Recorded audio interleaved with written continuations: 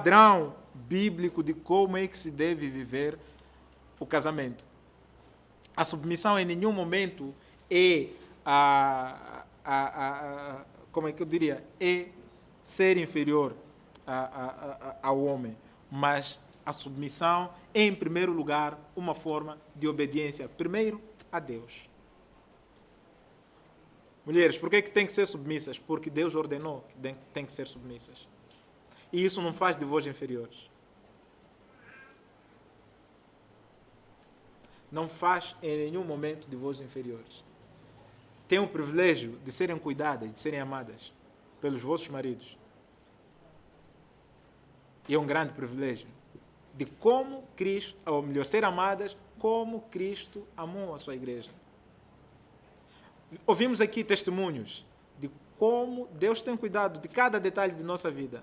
E vocês têm o privilégio de não só Deus, mas alguém que Deus colocou como autoridade sobre vocês para cuidar também de cada detalhe de vossas vidas. Mas a luta agora é ser igual ao homem. Não sei, acho que... Porque há se calhar alguma dificuldade. Eu não sei o que vem de tão prazeroso, se calhar, no homem em ser homem. Porque, se calhar, a missão mais difícil é dada ao homem, a de morrer por sua esposa. Por que não ser, então, a pessoa por quem o homem deve morrer? E querer ser igual a este que deve morrer? A vós é dado um privilégio, entre aspas. Sei que o coração do homem pecador, em algum momento não, quase sempre, se o Espírito Santo não nos tocar, ele é duro demais para se submeter. Nós vemos isso na nossa relação com Deus. Se o Senhor não tocar o nosso coração, nós estaríamos, se calhar, hoje, como qualquer outro, acordados em alguma barraca ou em algum sítio, mas longe de Deus, porque por natureza somos assim. Não buscamos a Deus por nós mesmos. Então, para a restauração daquilo que é o princípio do casamento, que é uma forma de servir a Deus, é necessário também que Deus possa nos capacitar a viver isso. Assim como para lhe servir pregando, precisamos do auxílio de Deus, assim como para lhe servir cantando no louvor, precisamos do auxílio de Deus, assim como para lhe servir no evangelismo, precisamos do auxílio de Deus. Para servir Deus no casamento, é necessário que Deus esteja nesse lar. É necessário que vivam primeiro cada um para Deus e ambos, ou melhor, ambos para Deus e um para o outro. É preciso que haja essa relação. Eu, durante a minha preparação, também vi como se fosse um triângulo, em que num canto vinha a esposa e o esposo, e lá no topo vinha Deus. E diz-se que quanto mais próximos de Deus, mais próximo era o casal. E quanto mais distante de Deus, que é na base do triângulo, mais distante era o casal. Então, quem realmente pode nos unir nesse serviço do casamento é Deus. Enquanto Deus não estiver na estrutura do nosso casamento, de nada vai adiantar este casamento. É preciso que Deus sustente, é preciso que Deus dê ao homem esse coração de amar a sua esposa como Cristo amou. É preciso que Deus toque o coração da mulher para que esta seja submissa ao seu marido. E só assim haverá uma verdadeira aproximação e a durabilidade do casamento. Para terminar, vamos ver dois princípios filosóficos que muitas vezes têm destruído os nossos casamentos. O primeiro é o egoísmo. Penso que o Dr. Charles falou muito sobre isso quando estava a falar sobre a família, mas eu trouxe aqui dois: o egoísmo e o relativismo. Bom, o egoísmo, ou o coração egoísta, é aquele nosso coração natural, que tudo tem que ser para mim. Eu acabei falando isso na pregação, ou melhor, durante a pregação, E mesmo em Mateus 8, versículo 19, aliás, Mateus 19, versículo 8, nós encontramos isto, que o Senhor responde aos fariseus quando eles replicam que Moisés vos permitiu que vocês se divorciassem de vossas esposas por causa da dureza do vosso coração. O egoísmo faz com que eu não olhe para o casamento com esses olhos de que eu vou ao casamento para servir. Primeiro servir a Deus e depois servir a minha esposa. O egoísmo faz com que eu busque o prazer somente meu e quando este prazer já não tenho mais neste casamento, faça com que esse casamento seja inválido. O egoísmo faz com que eu olhe para mim mesmo como alguém de muito valor, alguém que precisa, muitas vezes, ser mimado, acariciado, todas estas coisas. E não olho para Deus, me ordenando que eu devo amar a minha esposa como Cristo amou a igreja. O egoísmo faz com que tenhamos apenas prazer na satisfação pessoal. E isso é uma armadilha para o casamento. Porque quando não encontrar mais o que eu busco nesse casamento, como eu disse anteriormente, torna-se um papel que pode voar ao vento. Com egoísmo não se firma compromisso. Porque o compromisso do casamento é um compromisso que eu digo, ainda que venham adversidades, eu estarei lá firme. Ainda que eu não tenha o gozo que eu esperava ter no casamento por causa de alguma doença de minha esposa, por causa de alguma impossibilidade que a minha esposa tem em me proporcionar tal prazer, eu continuarei lá. Porque, primeiramente, o casamento é um meio de servir a Deus. E o segundo é o relativismo. E o relativismo nós podemos ver em nossos dias que não existem verdades absolutas. O relativismo faz com que aquilo que é certo para mim não seja certo para o irmão Lino ou para qualquer outra pessoa que esteja aqui. O relativismo tira aquele que é o alicerce do casamento, e que o alicerce do casamento é Deus. Se nós não nos casamos com o objetivo de primeiramente servir a Deus, estamos a cair no relativismo, que podemos casar-nos por qualquer outro motivo que não seja Deus. A verdade é essa, que o casamento é um meio de servir a Deus.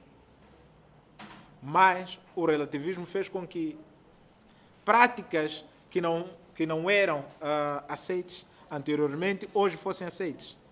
Como o divórcio, como o guardar-se para o casamento que se perdeu. Porque existe uma realidade diferente para mim e uma realidade diferente para o irmão fulano e para o irmão Beltrano.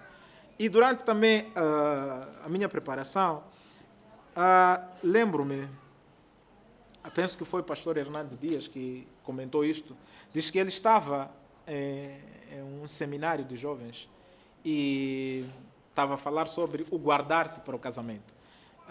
E depois da pregação, um casal de jovens vai até ele e pergunta: mas com que autoridade você diz que eu devo me guardar para o casamento? E o pastor responde: eu não tenho autoridade nenhuma, mas a palavra diz isto. E o casal jovem diz: então, tirando a palavra, é minha opinião contra a sua. Então, sendo assim, eu não acredito na palavra, portanto, vou viver do jeito que eu quiser. E o relativismo fez isso com a nossa sociedade. Fez com que, hoje, aquele que nasce com cromossomo XY pudesse dizer: não, agora eu me sinto mulher, mas sendo homem. É o relativismo que fez isso. Porque existe uma verdade para mim e uma verdade diferente para outra pessoa. Perdeu-se o absoluto, e Deus é absoluto. Tudo quanto Ele nos diz em Sua palavra não deve ser relativizado. O relativismo fez com que práticas como essas que nós lemos em Efésios 5 fossem encaixotadas num tempo. Era a realidade daquele período. Não era a realidade daquele período. É isso que Deus nos diz. O ser submisso é algo antiquado. O amar a sua esposa é algo antiquado. não é sobre tempo, é sobre a palavra absoluta de Deus, a inerência das Escrituras. Então, jovens que ainda não se casaram, analisem os motivos pelos quais vocês querem se casar. Paulo diz que é bom se casar, mas também diz que ele preferia que não se casassem para servir a Deus. Se o motivo pelo qual vocês querem se casar é a satisfação pessoal, que fique claro, não digo que não se vão satisfazer no casamento. É uma bênção casar-se. Mas esse não pode ser o primórdio das coisas. Casemo-nos primeiramente para servir a Deus. Aos que estão casados, Deus nos chama a servir por meio do nosso casamento. E chama-nos a servir por meio de como nós nos relacionamos um com o outro. Chama-nos a servir por meio como nós nos relacionamos com os nossos filhos. Chama-nos a servir para que nós sejamos fábricas de cristãos. Deus nos chama a lhe servir por meio do nosso casamento, criando filhos para Deus. Então, casamento nunca foi exatamente sobre nós. Nós aproveitamos-nos dessa felicidade do casamento, mas o primórdio do casamento é glorificar a Deus em todas as coisas. Então, que hoje nós possamos também adicionar essa forma de servir a Deus a todas aquelas outras que nós já falamos, do louvor, da pregação, do evangelismo e de tudo mais, que possamos adicionar o casamento como um meio de servir a Deus. Só assim vamos ter casamentos duradouros, só assim vamos ter sociedades mais justas como nós queremos. Enquanto não tivermos casamentos fortes, não teremos esta sociedade mais justa que nós almejamos. Vamos orar mais uma vez. Pai, agradecemos, Senhor, por ter falado conosco por meio da Tua palavra e nos lembrar dessas realidades, Senhor, de que somente para Ti deve ser a glória, como diz a Tua palavra. Nós queremos Te agradecer, Senhor, por ter nos dado, Senhor, esse tempo de meditarmos sobre a Tua palavra. Coloca essas palavras nos nossos corações, de modo que possamos realmente buscar Te servir por meio do casamento. Ser conosco em todos os momentos e ser com aqueles, Pai, que irão se casar e aqueles que almejam, para que entendam em seus corações que o princípio do casamento é um serviço e um serviço primeiramente a Ti. Em nome de Jesus, nós entregamos tudo nas Tuas divinas mãos. Amém.